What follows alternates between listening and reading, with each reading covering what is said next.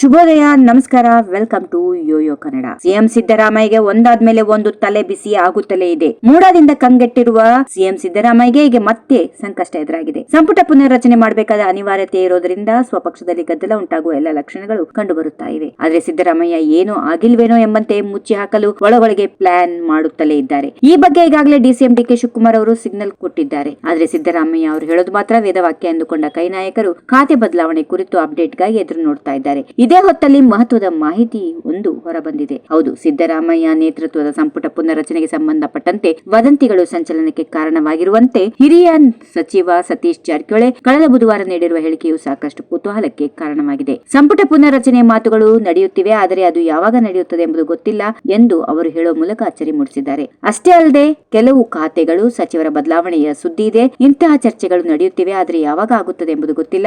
ನಾನು ಏನನ್ನು ಕೇಳಿಲ್ಲ. ಯಾರಿಗೆ ಸಂಪುಟದಲ್ಲಿ ಸ್ಥಾನ ನೀಡಬೇಕು ಹೇಗೆ ಎಂಬುದು ಹೈಕಮಾಂಡ್ಗೆ ಬಿಟ್ಟ ವಿಚಾರ. ಆದ್ರೆ ಕೆಲವರ ದಕ್ಷತೆ ಬಗ್ಗೆ ನಾಯಕರಿಗೆ ಅಸಮಾಧಾನ ಇರಬಹುದು, ಅಥವಾ ಈಗ ಇರುವ ಸಚಿವರೊಂದಿಗೆ ಅವರು ಮುಂದುವರಿಯಬಹುದು ಮತ್ತು ಮಾಡದೇ ಇರಬಹುದು. ಏನನ್ನು ಹೇಳಲು ಸಾಧ್ಯ ಇಲ್ಲ. ನಮ್ಮ ಪಕ್ಷದಲ್ಲಿ ಅನೇಕ ಹಿರಿಯ ನಾಯಕರಿದ್ದಾರೆ ಎಂದು ಅವರು ಹೇಳಿದರು. ಒಂದು ವೇಳೆ ಸಂಪುಟ ಪುನರ್ರಚನೆ ಆದ್ರೆ ತಮ್ಮ ಖಾತೆ ತೆರೆಯಲು ಸಚಿವರು ಸಿದ್ಧರಿದ್ದಾರೆಯೇ ಎಂಬ ಪ್ರಶ್ನೆಗೆ ಹೈಕಮಾಂಡ್ ಏನು ಹೇಳುತ್ತದೆಯೋ ಅದೇ ಅಂತಿಮ. ದೆಹಲಿಯಿಂದ ಪಟ್ಟಿ ಬಂದ್ರೆ ಅಲ್ಲಿಗೆ ಕತೆ ಮುಗಿಯಿತು. ಯಾರು ಇರಬೇಕು ಇರಬಾರದು ಎಂಬುದು ದೆಹಲಿಯಲ್ಲಿ ಅಂತಿಮವಾಗಲಿದೆ ಎಂದು ಸಚಿವ ಸತೀಶ್ ಜಾರಕಿಹೊಳಿ ಹೇಳಿದ್ದಾರೆ. ಇದರ ಮಧ್ಯೆ ಮಾತಾಡಿದ ಗೃಹ ಸಚಿವ ಡಾಕ್ಟರ್ ಜಿ ಪರಮೇಶ್ವರ್, ಸಂಪುಟ ಪುನರ್ರಚನೆ ಸಿಎಂ ವಿವೇಚನೆಗೆ ಬಿಟ್ಟಿದ್ದು ಅವರು ರಾಜ್ಯ ಕಾಂಗ್ರೆಸ್ ಅಧ್ಯಕ್ಷರು ಮತ್ತು ಹೈಕಮಾಂಡ್ ಜೊತೆಗೆ ಚರ್ಚೆ ನಡೆಸಿ ನಿರ್ಧಾರ ತೆಗೆದುಕೊಳ್ಳುತ್ತಾರೆ. ಅದರ ಬಗ್ಗೆ ಗೊತ್ತಿಲ್ಲ ಎಂದು ನುಡಿದಿದ್ದಾರೆ. ಜೊತೆಗೆ ಆರೋಗ್ಯ ಸಚಿವ ದಿನೇಶ್ ಗುಂಡೂರಾವ್, ಸಂಪುಟ ಪುನರ್ರಚನೆಗೆ ಸಂಬಂಧಪಟ್ಟಂತೆ ಯಾವುದೇ ಬೆಳವಣಿಗೆ ನಡೆದಿಲ್ಲ, ಆದರೆ ಪ್ರತಿಯೊಬ್ಬರೂ ನಿರ್ಧಾರಕ್ಕೆ ಸಿದ್ಧರಾಗಿರಬೇಕು ಎಂದು ಹೇಳಿದ್ದಾರೆ. ಒಟ್ಟಾರೆಯಾಗಿ ಎಲ್ಲಾ ನಾಯಕರ ಮಾತುಗಳನ್ನ ಗಮನಿಸಿದ್ರೆ ಸಿದ್ದರಾಮಯ್ಯ ಅವರು ಮಾತ್ರ ಜಾಣ ಮೌನ ವಹಿಸಿದ್ದಾರೆ. ಹಾಗಂತ ಅವರು ಒಂದು ಹೊಸ ಪ್ಲಾನ್ ಇಲ್ಲದೆ ಇರಲ್ಲ. ಹೈಕಮಾಂಡ್ ಜೊತೆಗೆ ಸಂಪುಟ ರಚನೆ ಬಗ್ಗೆ ಸಿದ್ದರಾಮಯ್ಯ ಅವರು ಮಾತುಕತೆ ನಡೆಸಿರಬಹುದು ಎಂಬುದು ಸ್ಪಷ್ಟವಾಗಿ ತಿಳಿಯುತ್ತಿದೆ.